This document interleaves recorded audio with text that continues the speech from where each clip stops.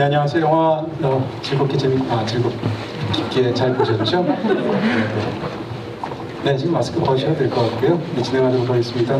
저는 오늘 진행을 맡은 영화평론가 이동진이라고 합니다. 네, 안녕하세요. 육창을 감독한 심혜정입니다. 창식 김종국. 네, 큰아들 강문수 역의 김재록입니다. 반갑습니다.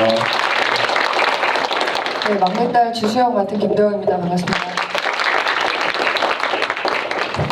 네, 거리뛰기로 이렇게 앉아주시고 또 마스크까지 착용해 주시고 대단히 감사드리고요. 지금부터 1시간 정도, 1시간 동안 진행이 되도록 하겠습니다. 상황이 상황인지라 전반부에서는 제가 많은 질문들을 저도 궁금한 게 너무 많아서요. 그렇게 드리도록 하고요. 후반부에서는 이제 오픈 채팅방을 통해서 저희가 질문을 받도록 되어 있거든요. 그러니까 저희 들으시다가 영화 보시면서 궁금하신 게 있으시면 한 가지씩 질문해 주시면 제가 대신 질문 드리는 걸로 오늘 진행해 보도록 하겠습니다. 자, 오늘 지금 막 영화를 보셔가지고 이제 마음들이 굉장히 뜨거우실 텐데 제가 사실 또 그랬었고요. 이 영화를 지금 지난주에 개봉하고 2주차를 맡고 계신데 요즘 어떤 기분이신지 한번 듣고 싶습니다. 신인 감독이시잖아요. 네. 육창이 영화제에서 많이 관객분들을 만났었는데요. 되게 개봉하면서 처음에 이제 관객분들 만나면서 되게 마이크를 딱 잡는데 되게 떨리더라고요. 예, 그래서 영화제는 이제 영화제를 또 응원해주시는 분들도 많이 계신데 정말 오로지 욕창을 보러 티켓을 들고 와주신 분들을 제가 마주했을 때 되게 떨리고 어떻게 봐주실지 되게 궁금하고 그렇습니다. 지금도 마찬가지고요. 네, 김정은 선생님은 김종국 배우님께서는 오랜만에 이제 멜로 영화 한 편 찍으셨지 않습니까? 주인공으로 굉장히 진한 러브씬도 있으시고 춤도 추시고 그러셨는데 기분이 어떠셨습니까? 이런 날도 있구나. 야, 괜찮았다. 너무 재미있게 찍었고 영화가 잘 나와서 너무 기쁩니다. 네. 네, 김재록 배우님 개인적으로 참 좋아하는 배우분이십니다. 사실 이 영화에 나오신 배우분들이 영화 연기를 너무 훌륭한 멋진 연기를 보여주셔서 영화에 정말 깊숙이 저희가 감동적으로 젖을 수 있는 그런 영화였기도 했는데요. 방문자라고 예전에 제가 너무 좋아했던 영화가 있었는데 그때도 정말 좋은 연기해 주시고 여기서도 짧게 나오셨지만 신 스틸러 같은 그 이상의 어떤 또 역할을 맡고 계시죠. 김재록 씨는 또 어떤 느낌이 드셨습니까? 영화를 마치고 나서. 네, 이렇게 또 평론가님께서 또 말씀해 주시니까 몸둘 걸 보겠습니다. 감사합니다. 저도 평론가님 팬입니다. 네, 너무 행복한 작업이었습니다. 옆에 계신 우리 김종국 선배님은 이번 작업을 통해서 처음 뵀지만 우리 심혜정 감독님이나 김도영 배우님이나 워낙에 이전부터 친하게 알고 지내던 분들이라 너무 즐겁고 행복한 작업이어서 저는 틸렐레 팔렐레 너무 좋았습니다. 네. 영화에서랑 일단 표정부터가 다르세요, 그렇죠? 정반대 표정으로. 네.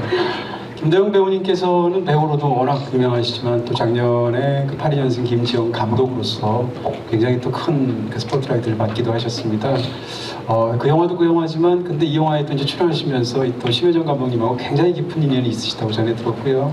또 백상예술대상에서 신인 감독상을 받으셨을 때 수상 소감에서 또 심혜정 감독님을 언급하기도 하셨잖아요. 네, 이 영화에서 굉장히 특별한 인연이 있으셨던 것 같은데 그 얘기 먼저 해주시죠. 심혜정 감독님하고는 2008년인가요? 네, 그때부터 만나가지고 꽤 오랫동안 서로의 작업을 좀 응원하고 좀 지지하고 얘기도 많이 하고 이제 깊은 친구가 되었고요. 그리고 항상 제가 정말로 경력이 단절됐던 그 시기에 사실 오롯이 제 옆에서 항상 저를 좀 응원해 주셨던 분이고 그리고 이 영화를 찍을 때는 사실은 2017년도에 찍었죠. 18년도. 그러니까 제가 아직 단편 자유연기를 찍기 전이었고 그때 이제 언니가 장편 들어간다고 해서 이렇게 뭐라도 도울 수 있다면 무엇이든지 해야겠다라고 생각하고 들어왔었고요. 그래서 지금 개봉까지 하게 되니까 사실 정말 너무 감격스럽고 기쁩니다.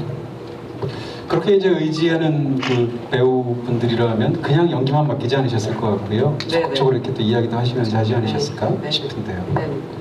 그 처음에 저는 사실 뭐 이렇게 골방에 처박혀가지고 시나리오를 100% 완성해서 이렇게 짜잔하고 이렇게 보여주는 스타일의 감독은 아닌 것 같아요. 그래서 한 70%, 80% 쓰고 그리고 제 주변에 이제 작업하시는 분들이 많으니까 같이 이야기 나누면서 뭐 캐릭터나 전체 뭐 구조나 이런 것들 얘기하면서 따듬으면서 완성해 가고요. 그리고 배우분들하고도 마지막 순간까지 이제 리딩하면서 예, 대사 다시 만지고 예, 캐릭터 조금 더 예, 같이 연구하고 그러면서 이렇게 하나하나 끝까지 촬영 전에 촬영고 나올 때까지는 예, 같이 작업을 하는 것 같습니다. 김정구 배우님께서는 이제 이 배역을 처음 이 제안을 받으시고 또 이제 시나리오를 보시고 어떤 생각이 드셨습니까? 촬영하기 전에. 시나리오 제가 이 상상력이 떨어져가지고 시나리오를 보고는 잘 몰랐어요. 이렇게 좋은 영화인지. 근데 저도 처음에 할까 말까. 다른 일이 그랬어요? 저 처음 듣는데. 다른 일이 있어가지고 이걸 할까 말까. 집이 끝나고 많이 싸우시더라고요.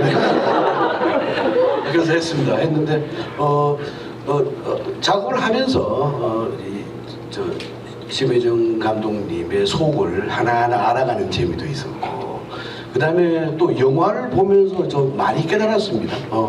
잘 모르고 찍었는데 그래서 감독님이 시키는 대로 말 잘 듣는 배우로 찍었더니 그 속에 많은 얘기가 있다는 거 깨달았습니다. 연기하실 때도 좋으셨지만 나중에 또 완성되고 나서 보시면서도 느끼셨다는 말씀이고요. 그러면 이제 감독님께 여쭤보게 됩니다. 사실 이 영화 이전에는 이제 단편 작업들도 하셨고 또 실험 영상들도 하셨고 또 다큐멘터리도 찍으셨는데요. 그 영화는 처음이시잖아요. 네, 장편 영화는 처음이시잖아요. 이 영화를 처음 구상하시게 된 네네. 그런 어떤 계기라고 그럴까요? 이런 얘기를 여쭤보게 됩니다. 장편 국영화를 만들고 싶었을 때 이렇게 어떤 이야기를 할까 생각을 했었는데 제 주변에 이제 친구들 만나면 그 부모님들 뭐 간병 문제 아프신 거 뭐 이런 이야기들을 가지고 저희 세대들이 되게 많은 이야기들을 하고 고민들을 하고 있었어요. 그래서 저도 또 그런 문제 저희 어머니가 오래 아프셔서 그런 걸 알고 있었고요. 그래서 제가 장편 이야기를 하면 이 이야기를 해봐야 되겠다고 생각했고요. 그 노인 세대에 대한 이런 식의 접근이 사실 너무 많이 알고 있고 되게 많이 부분적으로는 되게 많이 매체에서도 다뤄주고 있지만 본격적으로 이 이야기를 하는 건 없었기 때문에 이 이야기를 좀 하고 싶었고 또 제가 잘 아는 이야기니까 이 이야기를 하는 게 좀 맞다는 생각이 들었었어요. 이 이야기를 잘 아신다고 하신다면 어떤 개인적인 경험이 있으신 건가요? 아니면 그동안 해오셨던 작업과 관련이 있는 건가요? 저희 어머니도 한 12년 동안 아프셔가지고요. 여기서 이제 보시는 것처럼 간병인, 제중동포 간병인 분이 저희 집에 한 10년가량 정도 두 분이 이렇게 주된 한 5년 이런 식으로 계셨었거든요. 그러면서 이제 되게 많은 결들이나 가족들이나 뭐 이런 게 어떻게 이제 감정들이 이루어지고 이런 것들은 좀 옆에서 가깝게 많이 보고 느꼈던 것 같아요. 그래서 그런지 뭐 곡 중의 인물들이 사실 다 생생하게 살아있지만 특히 이제 지수라는 인물을 보게 되면 인물의 감독의 마음이 굉장히 많이 들어간 것 같다 이런 생각을 하게 되는데 실제로 이제 감독님 모습이 뭐 영화에서처럼 그런 일이 똑같이 있었다는 것은 아니고요. 투영하는 느낌이 드셨겠어요. 네네. 그래서 저 지수가 이제 제 가장 동년의 어쨌든 나이이기도 하고 그리고 제 주변의 이야기들을 들으면서 인물을 만들어냈는데요. 가장 제가 디테일이나 제가 경험이 제일 많이 녹아있는 캐릭터입니다. 네. 김도영 배우님은 그런 연기 어떻게 보면 감독의 페르소나 그런 연기를 하신 건데요. 어떠셨습니까? 이 영화에서. 그 페르소나 되는 건 굉장히 영광스러운 일이고요. 근데 사실 감독님한테 저는 그러니까 늘 이 이야기에 대해서 알고 있었고 이미 그리고 무슨 역할에 대한 분석이나 이런 거보다는 사실 감독님하고 이제 친구이기 때문에 많이 알았던 것 같아요. 속을 그러니까 딱히 어떤 씬을 분석하거나 캐릭터를 분석할 필요 없었던 것 같아요. 그냥 이 씬에서 달성해야 되는 배우의 목적 굉장히 분명했고 이걸 달성하면 됐었어요. 그리고 제가 딱히 어렵진 않았어요. 왜냐하면 저는 심혜정 감독님 모습도 많이 알고 있었고 꼭 그 감독님이 그대로 투영된 건 아니지만 많은 분들이나 뭐 이런 것들 때문에 역할에 접근하는데 어렵지는 않았었던 것 같아요. 영화를 보고 나면 이제 사실은 이제 이 영화의 상황이면 어떻게 될까 하는 생각들을 누구나 다 하게 되고요. 또 이 영화하고 정확하게 똑같지는 않지만 다들 본인의 가정이나 옆에 뭐 친척이나 이런 사례들을 굉장히 많이 보셨을 것 같은데 저 역시 그랬었고요. 근데 이제 그 영화를 보면서 굉장히 감탄한 것 중에 하나는 이제 극 중에 나오는 작은 인물들 뭐 이런까지 하나하나까지 다 살아있다는 생각이 드는데 심지어 어머니는 이제 말을 못 하시는 상황이잖아요. 옆에 이제 길순이라는 그 인물은. 그러니까 그 인물한테 심지어는 시점 쇼트까지 줘서 뭐 하는 그 양치를 할 때라든지 아니면 그 수옥이 이제 뭔가를 만나러 떠나려고 할 때 그 손을 이렇게 꼭 쥐고 있는 거를 또 클로즈업해서 보여주시잖아요. 네네. 근데 그 시점 주인공이 바로 어머니죠. 네네. 네, 그런 식으로 이제 길순의 시점까지 넣을 정도로 모든 인물들이 다 그렇게 돼 있어서 사실은 보고 나면 나쁜 인물도 없고 다들 억울하고 힘든 사연들도 있고 이렇게 만들어서 보고 나면 다 이해가 되는데 너무 답답한 거예요. 왜냐하면 누굴 욕할 수도 없고 그런 절묘한 이야기를 만드셨는데 그런 인물들 구상에 대한 이야기를 좀 듣고 싶습니다. 그러니까 욕창이라는 제목이 어쨌든 주인공 강창식의 이제 부인이 욕창이 병으로 이제 욕창이 생긴 걸로부터 출발하는 영화인데요. 그래서 저는 저마다 위치에서 각자의 욕창이 걸린 사람들로 그 가족 이야기를 좀 만들고 싶었고요. 그래서 하나하나 캐릭터는 진짜 여자 캐릭터는 사실은 제가 그 결들을 워낙 많이 알고 있으니까. 그래서 좀 만들 때 그렇게 어려움은 없었는데 사실 이제 여기 두 분의 남자 캐릭터 4위까지 이제 남자 캐릭터들은 좀 힘들더라고요 사실은. 그래서 되게 배우분들이 캐릭터 분석이나 이야기를 나누면서 많이 완성해 갔고요. 그러면서 아마 하나하나 캐릭터들이 아마 살아나게 된 것 같습니다. 그럼 문수 역을 맡은 이제 김재록 씨는 그런 부분에 대해서 감독님과 어떤 이야기를 나누셨어요? 이 영화에서 어떻게 보면 화가 제일 많은 인물이잖아요. 수십 년 동안 당해온 사람이지 않습니까? 본인의 입장에서는 네. 어떻게 이야기를 하셨어요? 예, 그 아까도 말씀드렸던 것처럼 이제 워낙 오래 같이 개인적으로도 친하고 또 작업을 단편 작업에서 목소리 출연한 거 있어서 뭐 작업한 거는 그게 전부긴 했지만 그보다는 더 개인적으로 워낙 친했기 때문에 오히려 감독님은 뭐 배우를 통해서 남성 캐릭터를 만들어 왔다고 말씀을 하셨지만 저는 반대로 오히려 감독님이 그냥 평상시 그냥 느낌대로 말씀해 주신 거 그렇겠구나라고 생각을 했고요. 그래서 옆에 김도영 배우 얘기했던 것처럼 특별하게 캐릭터가 막 어렵다거나 접근이 막 굉장히 막 멀다거나 그러니까 제가 평상시에는 여기 그게 나오는 것처럼 화가 많은 사람이 아니지만 그럼에도 불구하고 이상하게 이 문수 캐릭터는 저한테 멀다고 생각은 안 들었어요. 그게 아마 전부 감독님과 오래 이렇게 만나면서 가져온 그 교감이 저한테 큰 영향을 준 것 같아요. 그냥 마음이 전해진 것 같다는 생각이 들어요. 저는. 네. 사실 이제 영화를 처음에 이제 이런 영화에 대한 이야기를 전해 들었을 때 뭐라고 그럴까요? 이제 이거 장난이 아니구나 하는 생각을 했어요. 왜냐면 제목이 욕창이니까 제목이 욕창인데 무슨 로맨틱 코미디일 수는 없잖아요. 그죠. 거기다가 이 포스터를 먼저 보게 됐는데 포스터 다들 관객을 향해서 두 인물이 다 뒤를 돌아서 앉아 있고 두 인물은 이제 한 명은 간병인이고 한 명은 이제 쓰러져 계신 분인데 그래서 저는 이제 사실은 영화를 다 보고 나니까 또 영화에 의외로 굉장히 재밌는 구석도 많지 않습니까? 유머러스한 부분들도 있고 근데 이제 욕창이라는 어떻게 보면 영화의 내용에 정확하게 맞는 그런 은유적인 제목이기도 하지만 다른 한편으로 영화를 만드는 감독 입장에서는 너무 정면승부하는 것 같이 용감하시다는 생각이 드는 거예요. 제가 좀 겁이 많아서 그런지 그런 고민은 없으셨습니까? 제목은 진짜 고민이 너무 많아요. 너무 처음에 기획할 때부터 제목 가지고 너무 고민 많이 했었고요. 사실 이제 늘 가제라고 하면서 영화제를 다녔었는데 사실 개봉할 때도 이제 욕창 이상의 제목은 저한테 떠오르지는 않았었어요. 그래서 그냥 욕창으로 갔던 것 같아요. 그 이제 유머러스한 부분들 말씀드리고 싶은데 어떻게 보면 영화에서 약간 좀 이렇게 미스터리 영화 같은 부분도 있고 또 액션 영화 같은 부분도 있습니다. 저는 이제 마지막에 그 가족 셋이서 싸우는 장면이 거의 액션 장면처럼 보이는데 굉장한 장면이라고 생각이 드는데 일단 김정구 배우님께 여쭤보고 싶은 건 그 미행 장면도 굉장히 어렵게 쓰고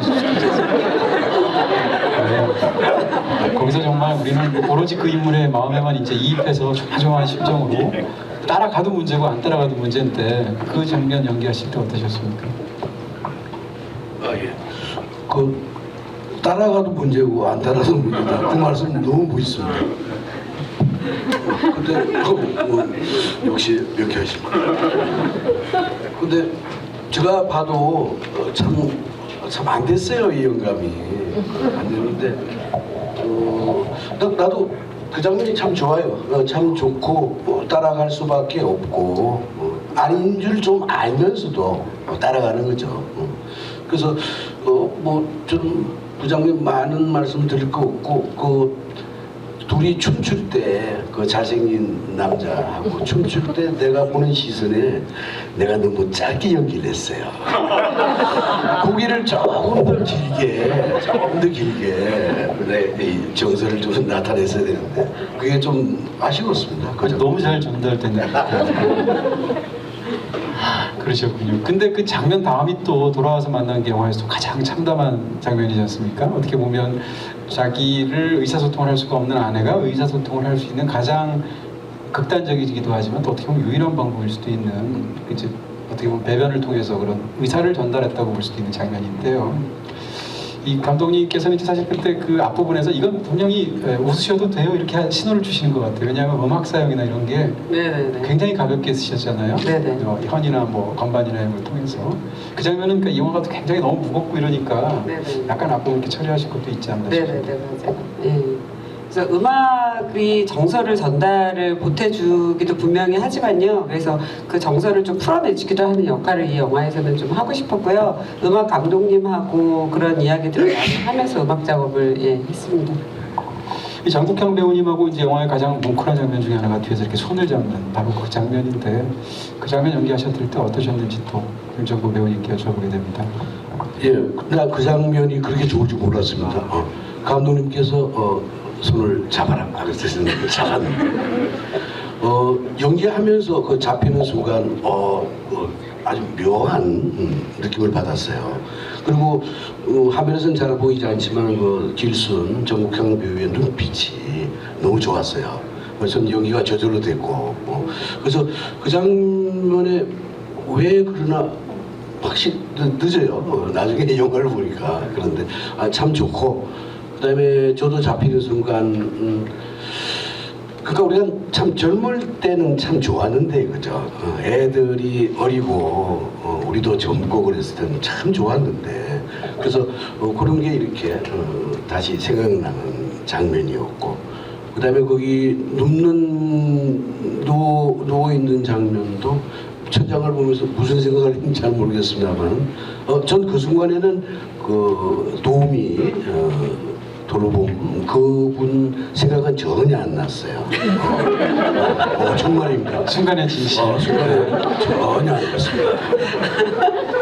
그래서 둘이 이렇게 말없이 누워 있는데 그래서 그렇게 복잡한 생각은 안 났어요. 그래서 부인을 뭐 깊이 생각한 것도 아니고 저 인생을 돌아보는 것도 아니고 그냥 멍한 상태? 뭐 그랬습니다. 그럼 질문 하나만 더 여쭤보고 싶습니다. 사실 이제 배우하고 감독하고 장면을 임하는 태도가 다르다고 저는 이제 상상하게 되는데요. 예를 들면 이제 영화에서 마지막에 상상도 못했던 이제 계약 결혼 자체를 이 김정구 배우님께서 연기하신 창식이라는 캐릭터가 먼저 제의를 하지 않습니까? 네네. 그럼 감독 입장에서는 그때의 그 창식의 마음이 어떤 거라고 정하셨습니까? 아니면 정말로 뭐 양자나 이런 쪽으로 열어놓으신 건가요? 그러니까 좋아하는 감정. 그 사람이 하는 말이 다 사실인 건지 네. 예를 들면 이게 아내를 지키는 방식이다라는 것도 사실은 변명일 수도 있지만 진심일 수도 있잖아요. 네네네. 그러니까 저는 진심이라고 변명이 아니라 진심이라고 생각했고요. 그리고 두 사람도 사랑하고 자기도 생존하고 어떻게든 엄청 에너지를 써서 이 순간에 자기가 이 삶을 유지하면서 살려고 최선을 다하는 거라고 진짜 생각했었거든요. 그래서 그럼 창식 역을 맡은 김정구 배우님은 어떤 마음으로 그 장면들을 연기하셨습니까? 저도 감독님 말씀대로 진심이었습니다. 그렇게 해결할 수밖에 없겠다. 이제 또 영화를 보다 보면 이제 배우들이 다 정말 너무 반짝반짝 빛나는 영화라는 생각을 하는데 오늘 뭐 일정상 오지 못하셨지만 수홍 역을 맡은 강혜신 배우도 굉장히 좋은 연기를 보이셨지 않습니까? 이 강혜신 배우는 또 82년생 김지영에서 나오시기도 하셨잖아요. 네, 그런 또 거기서는 또 연출자와 배우로 만나셨을 거고 여기서는 또 이제 배우 대 배우로 만나셨을 텐데 그런 느낌이 어떠셨습니까? 근데 저는 강혜심 선배님을 저는 알고 있었어요. 선배님 저를 모르셨지만 제가 무대에서 자주 배웠었고 제가 활동을 안 하던 시기에 선배님이 이제 그때 굉장히 많이 활동하셔서 항상 마음에 너무 좋은 배우라고 늘 생각하고 있었기 때문에 뭐 연출자랑 만났을 때도 뭐 너무 좋았고요. 그리고 이제 배우로서 만났을 때도 애심 선배님이 너무 에너지가 너무 좋으세요. 너무 귀엽고 또 그 눈빛을 받는다는 게 연기할 때 굉장히 좀 행복한 일인 것 같아요. 그리고 이제 연출자로 있을 때는 모니터 넘어 굉장히 좋아요. 그 배우를 바라보는 게. 그래서 제가 애심 선배님 많이 사랑하는 것 같아요. 영화를 보면 뭐 이런 말씀 죄송하지만 너무 귀여우세요. 맞아요. 그리고 상대적으로 배역의 비중은 조금 적다고 할 수 있겠지만 또 반짝반짝 빛난다고 생각하는 것이 바로 이제 김재록 씨의 부인으로 나오시는 네.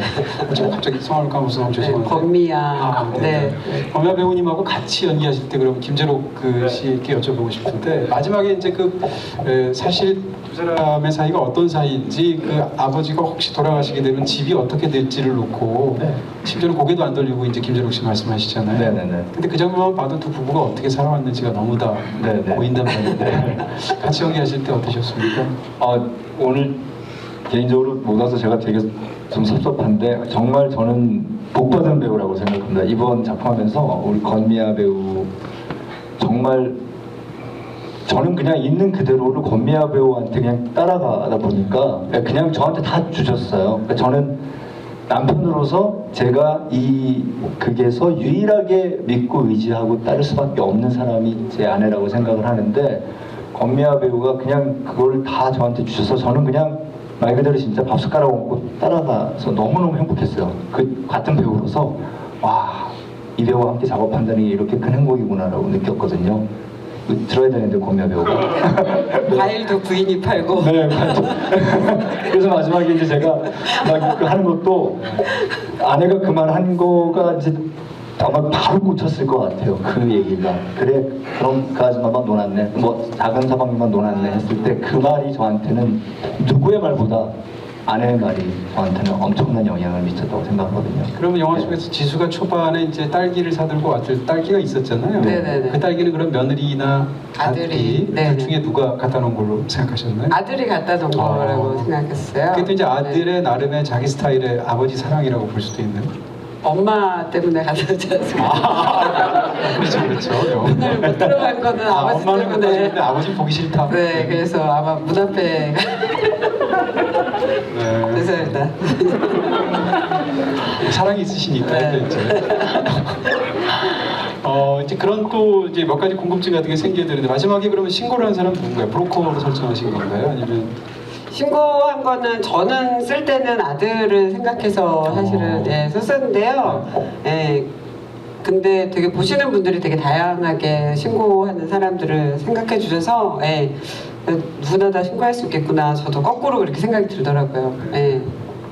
사실은 이제 영화의 시작을 보면 이제 아버지가 운동을 하기 위해서 스태퍼를 밟고 있는 건데 스태퍼라는 게 특색이 있게 아무리 걸어도 제자리인 그렇죠. 거잖아요. 영화를 맨 마지막 장면을 보면 이 연기 속에서 심지어는 인물이 아예 안 보이면서 끝나니까 어떻게 생각하면 이 욕창 때문에 일이 생겨서 이 모든 일이 생겼는데 끝까지 다 보고 나면 사실은 이 인물들 이 가정의 문제는 해결된 게 다 그대로 없이 그 원래 처음 그 자리잖아요. 네, 그렇죠. 그러니까 이제 관객의 고민들은 거기서부터 시작되게 되는데 감독님께 그런 문제 여쭤보게 됩니다. 만약에 지수였다면 네네. 이 문제를 마지막에 가서 어떻게 처리하셨을 것 같아요? 극 중에 지수는 이제 아버지는 실버타운에 보내고 네네네. 엄마는 요양원에 보내려고 하잖아요. 네네네. 네. 아마 그 지금의 상태로 더 오래 갔었을 것 같아요. 예, 요양원에 가고 뭐 싶었다는데 아버지가 이제 거부하시기도 하고 그래서 아버지 의사 때문에 아마 또 새로운 분을 구해서 또 그런 체제로 몇 년은 더 유지하지 않았을까 그런 생각은 들어요. 그리고 또 한 가지 궁금한 거는 이제 영화에서 물론 마음으로는 다 전달이 되는데요. 이 며느리와 딸이 앉아 있을 때도 그렇고 또 아버지가 밖에 나갔을 때도 그렇고 거리에 이제 보행이 불편하시니까 다양한 그 보조 보행 기구들을 들고 걸으시는 분들 많잖아요. 네네네. 그걸 보고 이제 그 창식은 이제 그걸 보고 돌아서서 가고 네네. 그다음 두 사람 말이 끊어진 이제 계속 쳐다보게 되는 불편하게 보는 장면이 있는데 네네. 그 장면을 넣으신 어떤 감독님의 의도 같은 걸 듣고 싶습니다. 그러니까 창식이 그러니까 곳곳에서 이제 감지하는 것들 있잖아요. 자기의 상태라든지, 그러니까 그런 거를 마주치는 순간들이 있었으면 좋겠다. 그러니까 외면하려고 그래도 뭐 순간 골목에서 마주치게 되고, 예, 그래서 늘 저희 주변에 사실은 있는 이야기들이잖아요. 그래서 처음에는 창식이 그러니까 마주치는데 회피하는데 며느리랑 딸 그 다음 세대도 어쨌든 그 문제에 대해서 다시 마주치게 되는 장면들을 좀 만들고 싶었고요. 늘 그냥 저희 주변에 있는 사람들이란 이야기를 좀 하고 싶었고, 상태가 점점 좋아지는 거는 저희 동네 사실 이제 그런 분이 계셨거든요. 그래서 너무나 오랫동안 아파트 주변을 돌면서 점점 좀 상태가 좋아지는 분이 사실 계셨는데, 사실 저희한테 늙음이나 죽음의 공포는 어쨌든 점점 안 좋아지고 하는 게 아니라 계속 끊임없이 좀 살아야 되고 점점 나아져야 되는 그 강박이 저희한테는 더 공포가 아닐까, 그런 생각으로 좀 역설적으로 점점 나아지는 상태의 사람으로 설정해봤습니다. 네, 영화가 무게가 단순히 이제 그 노년 문제, 노인들 문제만 다루고 있는 것은 아니다라는 생각을 하게 되고요. 이제 예를 들면 영화 속의 극중의 상황들 속에서 인물들의 위치를 바꿔보면 사실은 그 반대 위치에 놓이기도 하지 않습니까? 예를 들어서 김종건 선생님이 연기하신 그 창식의 차남 같은 경우에 미국에서 불법 체류자니까 그렇죠. 사실상 그 수옥이 입장인 거고요. 뒤집어서 얘기하면. 네네. 그 다음에 또 수옥이 입장에서는 집에 남편이 또 반신불수로 쓰러져 있지 않습니까? 네네네. 그러니까 또 역시 입장이 역전이 되는 건데, 네네. 그러다 보니까 영화를 보면서 이제 그 관객에게 이렇게 격발되는 순간들이 있단 말입니다. 네네. 영화를 자꾸 생각하게 되는 것인데요. 영화에서 저는 이제 의외의 지점에서 굉장히 이제 저 대사가 한동안 잊혀지지 않겠다라고 느껴진 대사가 있습니다. 그게 뭔가 하면 아줌마는 돈 받고 이런 일을 하는 분이시잖아요 라는 그 대사였어요. 네네. 그 대사가 사실은 굉장히 공정한 대사처럼도 느껴지고 할 법도 한 대사 같은데 굉장히 잔인한 말이지 않습니까? 그 대사에 대한 어떤 쓰시게 된 생각 같은 걸 좀 듣고 싶습니다. 그러니까 돌봄 노동이 임금으로 전환되지 않고의 차이를 되게 저 스스로 되게 많이 느꼈던 것 같아요. 그리고 그게 돌봄 노동은 그러니까 그 가족들이 돌봄 노동을 하는 경우에 무임금이잖아요. 거의 대부분이. 근데 그게 이제 다른 사람의 손을 빌려서 할 때는 되게 비싼 임금을, 어쨌든 노동시장에서는 그래도 그게 저임금이지만 그래도 굉장히 비싼 임금을 줘야 되고, 그래서 돌봄 노동이 어떤 임금의 노동으로 환원됐을 때 이야기를 좀 하고 싶었어요. 그리고 돌봄 노동은 임금뿐만이 아니라 감정 노동까지 기반을 하기 때문에 돈으로 그대로 똑같이 등치시켜서 생각할 수 있을까? 그런 고민들을 많이 하면서 그 대사, 실제로 유속은 돈 때문이기도 하지만 정성을 들여서 환자를 살피잖아요. 직업 윤리에 있어서는 뭐 물론 욕창이 생기게 하긴 했지만, 그래서 다 나름의 자기 위치에서 윤리를 지키고 열심히 살아가는 사람으로 이야기를 좀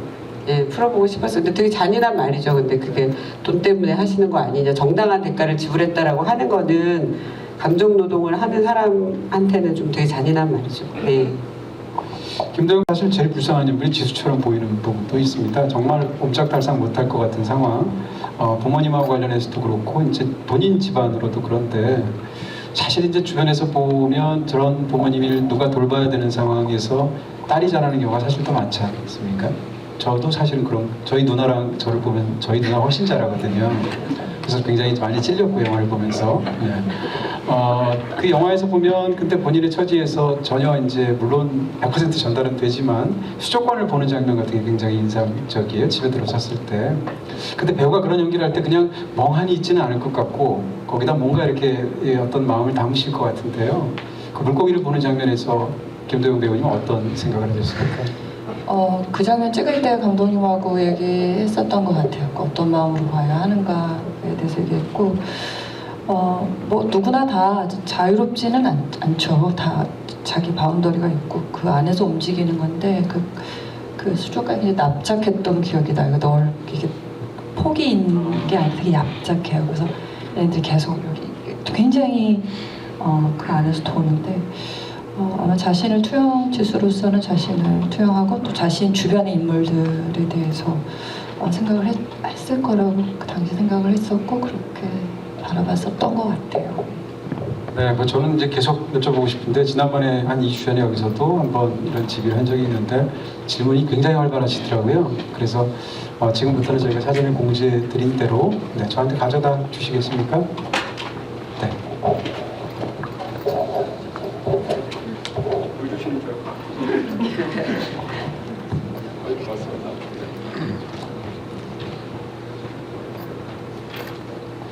예, 일단 짧은 질문부터 먼저 드리겠습니다.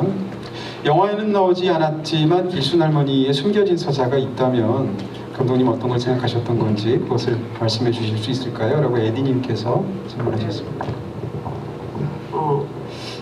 저는 약간 딸하고 비슷하지 않을까라는 생각은 했었어요. 지수하고요. 그래서 여기서 나오는 강창식이 공무원인 걸로 나오고, 그래서 또 아들도 미국에 유학을 보낼 정도면 경제적으로 그렇게 어렵지 않은 집이었다고 생각을 했고요. 하지만 남편하고 자식들, 그러니까 남편한테 잘하고 자식들도 읽었지만 어쨌든 나길순도 되게 외롭고 좀 그런 상황이 있지 않았을까. 그래서 아마 딸의 심정을 나길순은 아프지만 나독거려주는 장면에서 좀 공감할 수 있는 그런 엄마의 심정이지 않았을까 생각했습니다.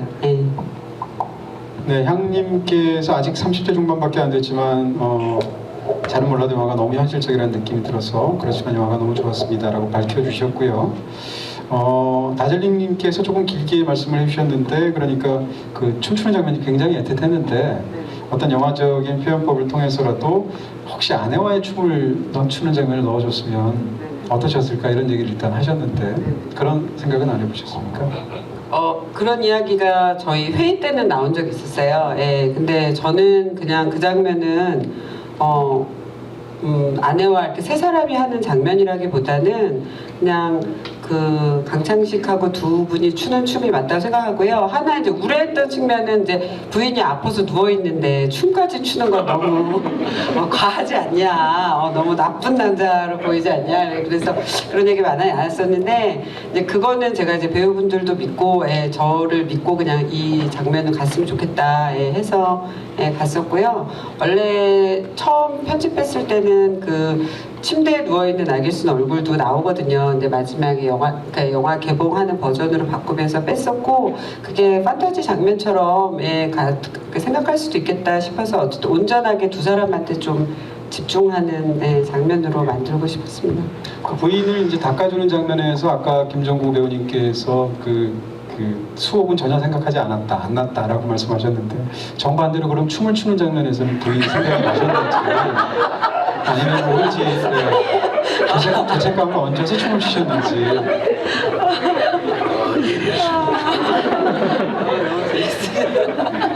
그럼 저도 뭐 엉뚱하게 빠져나가보겠습니다. 그 춤은 그분하고 추고 있지만 제 머릿속에는 우리 부인을 생각했습니다. 그쵸? 그럴 수밖에. 그때는 그런 것 같습니다. 사랑과 영혼에서 영매와 춤을 추고 있지만 그렇죠. 떠난 자신의 연인을 생각하면서. 네. 히히님께서 유독 청록색이 많이 쓰인 것 같은데 감독님이 의도가 있으셨던 걸까요? 라는 질문하셨는데요. 근데 그 집이 어쨌든 그 현장이 되게 황토색 집이었고요. 그래서 어쨌든 그 좀 반대되는 색을 더 넣고 싶기도 했었고, 그거는 뭐 색에 대한 제가 청록색을 좋아하고 뭐 여러 가지 의미들이 문학적으로 붙는 것도 있긴 하지만 그냥 좀 전체 색깔 밸런스 때문에 뭐 지순의 집 그리고 강창식의 집 그래서 좀 대비되는 색으로 했던 것 같아요. 폴레오진님께서 나무에서 떨어지지도 또 날아가지도 않고 있는 그런 방패연이 대변하고 있는 인물이 있다면 누굴까요? 이런 질문하셨습니다. 강창식이라고 생각했는데요. 사실은 근데 모든 사람일 수도 있다고 생각해요. 욕창이 어쨌든 저는 강창식과 나길순의 문제가 아니라 가족 전부 다 있다고 생각했기 때문에 그냥 집 안이 아니라 집 외부에 걸려있는 그런 욕창에 걸린 상태에 어쨌든 사물이 하나 있었으면 좋겠다고 생각했고요. 그래서 그 연우로 은유를 해서 넣었습니다. 김정구 배우님께 질문 드리고 싶습니다. 배우님께서 생각하시는 현재 생활에서 도전적으로 하고 있는 일이나 혹은 하고 싶은 일이 있으신지요? 이런 질문. 저 얘기죠. 개인적으로. 저는 원래 그 연극을 오래 했습니다. 연극을 뭐 한 130편 했습니다. 연극도 하고. 그 다음에 이제 영화, 이창동 감독님의 시를 통해서 영화를 본격적으로 하게 됐고. 근데 저는 앞으로 계속 좋은 영화를 많이 하고 싶습니다. 그리고 1년에 꼭 한 2편 정도의 연극도 하고 싶고 생각이 났는데 많은 분들이 이 욕창을 연극으로 만들면 참 좋겠다 이런 말씀을 많이 하셔가지고 그래서 연극인들이 이걸 많이 보고 계십니다. 그래서 좋은 얘기도 많이 해주시고 그래서 뭐 외국 같은 경우는 영화, 연극이 동시에 올라가기도 하고 뭐 그런 산업도 있고 그러니까 이거 영화 다 끝나고 연극을 한번 만들면 참 좋겠다 그런 생각을 해봤습니다.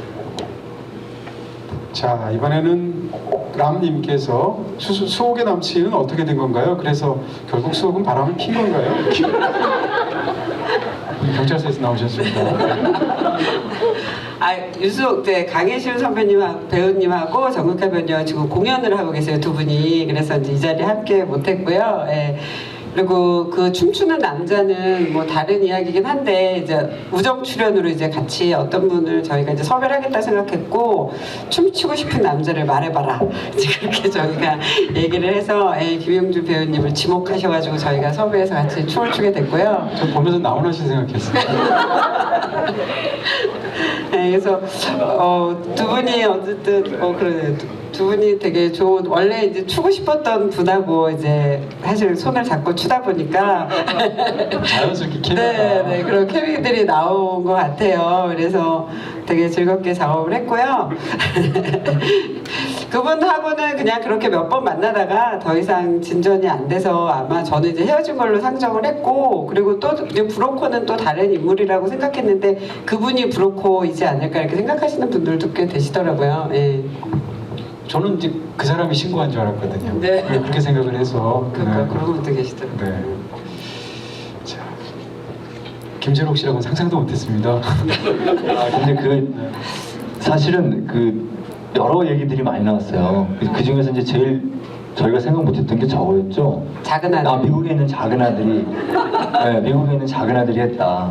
자기가 집을 차지하기 위해서 뭐 그런 얘기가 있었고, 아무튼 굉장히 다양한 의견들을 주셨어요. 네, 저는 아니 뭐 감독님이 초기에 생각하신 게 꼭 정답은 아니니까. 네, 그렇죠? 맞아요. 네. 그래서 그냥 그거는 이제 마음속으로는 저는 이제 정하고 영화를 찍었는데 그거는 이렇게 열어놓은 부분이어서 근데 오히려 되게 누굴까라고 생각하시는 게 저는 또 되게 재밌고 그렇더라고요.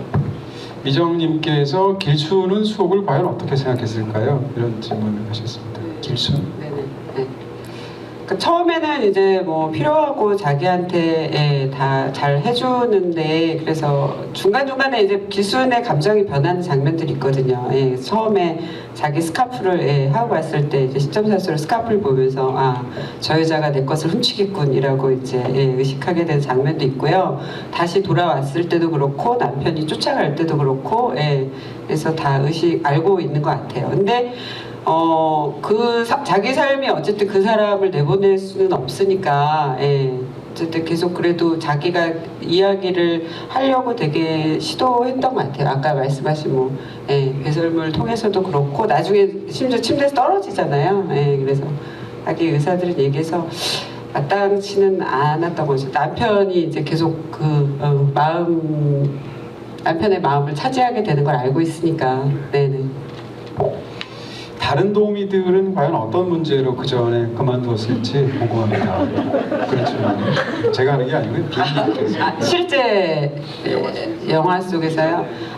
영화 속에서요?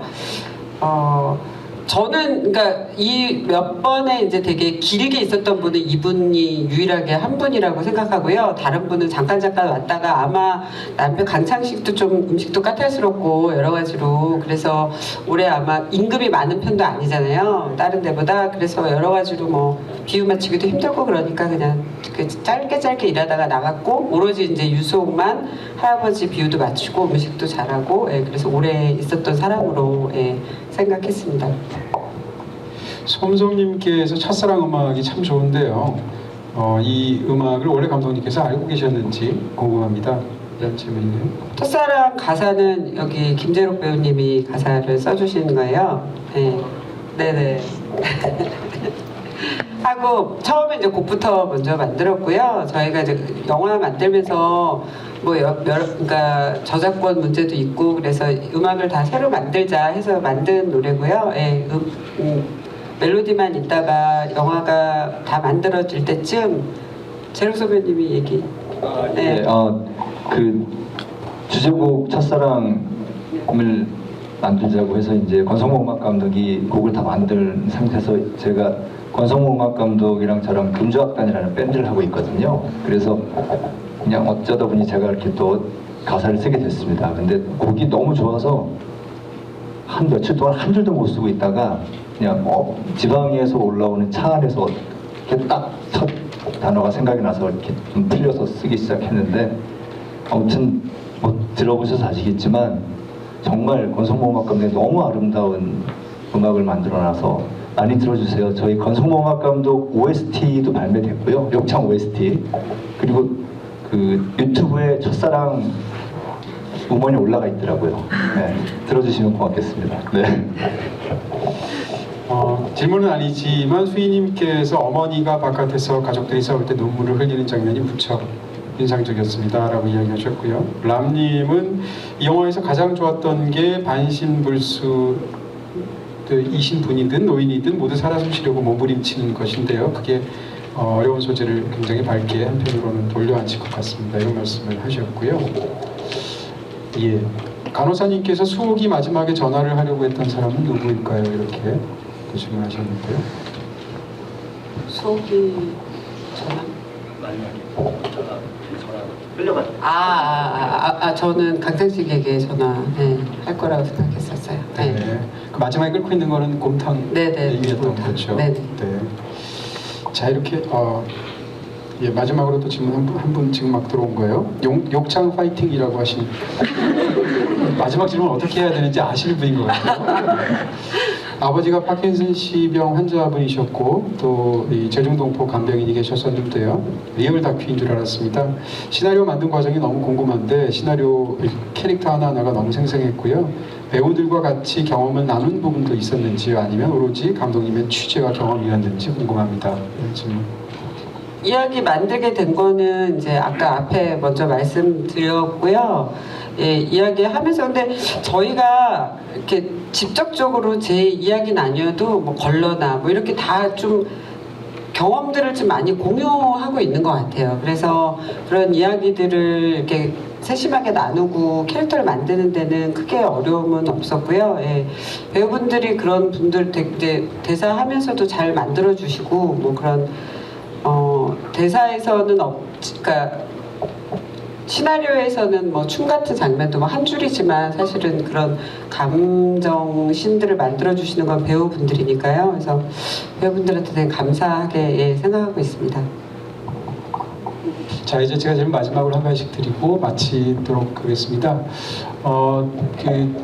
드리고 싶은 질문, 김종고 배우님께 드리고 싶은 질문은 이제 영화에서 거의 사실은 뭐 장면들이 다 나오시니까요. 근데 그 수옥이 다시 돌아왔을 때 무슨 말을 해도 웃음이 막 계속 새어나오는 그런 장면 연기가 저는 사실은 죄송합니다만 너무 이제 귀엽게 보여서 너무 인상적이었고요. 근데 선생님께서는 찍으실 때 가장 뭐라고 그럴까요? 찍으면서도 가장 좀 인상적이었다고 그럴까요? 그런 장면이 어떤 장면이셨습니까? 네, 둘이 춤추는 장면이 제일 좋았고 아내를 생각하고 있으니까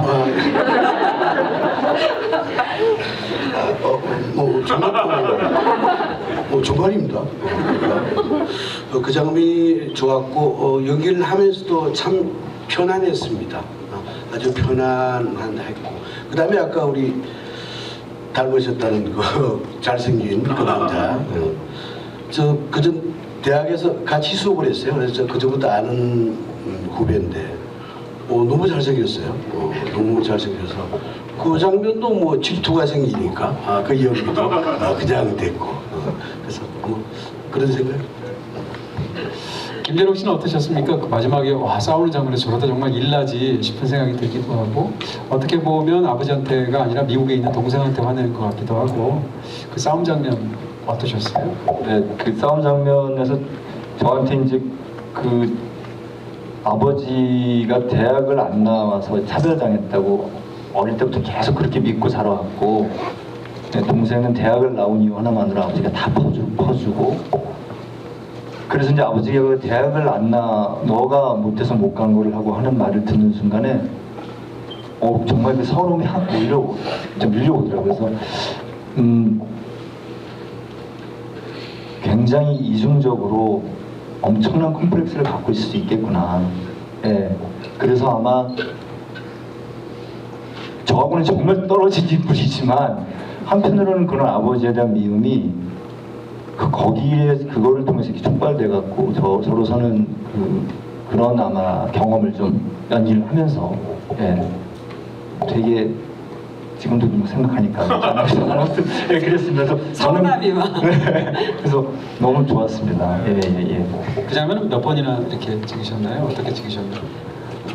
저희 테이크가 여러 번은 안 갔고요. 예, 어쨌든 뭐 화면 이제 구도 때문에 저희가 마스터 하나 따고 그다음에 이렇게 부분 이제 찍었는데요. 싸움 장면 워낙 잘 싸우셔가지고 크게 어려움 없이, 그러니까 리허설은 좀 헐렁하게 그냥 했어요. 왜냐면은 정말 이렇게 감정이 좀 터져야 되니까 그냥 헐렁하게 대부분 동선만 대충 맞추고, 예, 저희 슛 들어가면서 그냥 바로 싸우시는데 엄청 잘 싸우셔가지고, 예. 너무 오래 옆에 계신 김도영 배우가 이혼할 수 없다고 말하잖아요. 굉장히 명확한 근거를 대면서 그게 또 굉장히 엄청난 에너지로 이렇게 저한테 힘을 준 것 같아요. 내 동생이 하는 말이면 맞지. 이런 거 좀, 얘는 똑똑하니까 맞을 거야 하면서 뭔가 이게 우분을 얻은 듯한. 네. 김도영 배우님한테 마지막 질문 드리면, 저는 사실 처음 이제 등장하셔서 그 딸기 사들고 와서 이제 엄마를 욕창을 확인하는데 거기서 이제 울컥하는 그 짜증과 그러면서도 그것을 눌러야 한다는 지성과 뭐 이런 것들이 복합되고 또 그런 일이 아마 오랜 세월 반복했을 것 같은 그런 생각이 들면서 이 가족이 이렇게 살았겠구나라는 게 확 이해가 되던데요. 그 장면을 포함해서 연기하셨던 굉장히 많은 장면들 중에서 지금 어떤 장면 생각나십니까? 저는 그러니까 제가 감정적으로 굉장히 도움을 좀 받았던 장면은 그 엄마가 제 머리를 쓰다듬어 주실 때 그 저는 좀 되게 터치 되더라고요. 그리고 그거는 이제 뭐 어쨌든 이 배우가 연기할 때 오롯이 그 배역으로만 있는 것은 아니잖아요. 동시에 배우로 동시에 존재할 때 어떤 저 개인적인 어떤 부분들하고 좀 닿았었던 것 같아요. 그래서 이 장면 뭐 짧게 처리가 되기는 했지만 저는 그때 제가 되게 힘들 때였는데 사실 정국현 선배님 잘 모르는데 한두 번 인사드리고 근데 그 장면을 찍는데 굉장히 좀 와닿았었던 장면이고, 싸우는 거는 사실 제가 사실 화가 많지만 사실 화가 난다고 해서 화를 이렇게 항상 낼 수는 없잖아요, 인생이라는 게. 그래서 그런 장면들을 좀 만나면 신나서 이때다. 즐거움 이상하게 느껴서 그러니까 재밌었어요. 재밌었다는 게 아니라 수업을 설득할 때도 이렇게 설득은 해야겠는데 뭐라는 친밀고 하니까 이렇게 전화를 아예 안 받으면서 말하잖아요. 근데 저는 그런 경험이 종종 지금 이상한 사람인데 그게 아니라 굉장히 사회적으로 어떤 애티튜드라는 게 있잖아요. 우아함을 잃지 않으려는. 하지만 동시에 제 감정이라든가 이런 것들을 계속 이제 눌러야 하고 이제 그런 모습들을 생각했고 또 이제 감독님 많이 보면서 페르소나니까. 근데 하여튼 뭐 그러려고 노력을 했고 잘 봤습니다, 영화.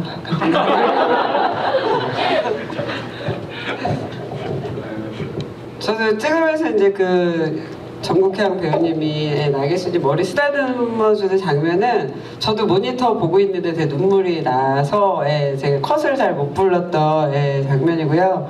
다른 스태프들이 감독님하고 배우하고 저렇게 다 울고 있지 이러면서 좀 황당했던, 황당하셨을 거예요 아마. 근데 저도 모니터 보면서도 그게 이제 같은 공간에 있지는 않았고 안방에 있었고 모니터는 마루에 있었거든요. 그래서 되게 긴 선으로 제가 멀리 떨어져 있었는데도 그 배우분들 안에 벽 너머의 배우분들 에너지나 이런 것들을 온전하게 그냥 저도 모니터 보면서 받았던 것 같아요. 그래서 저도 그 장면도 되게 인상 깊습니다.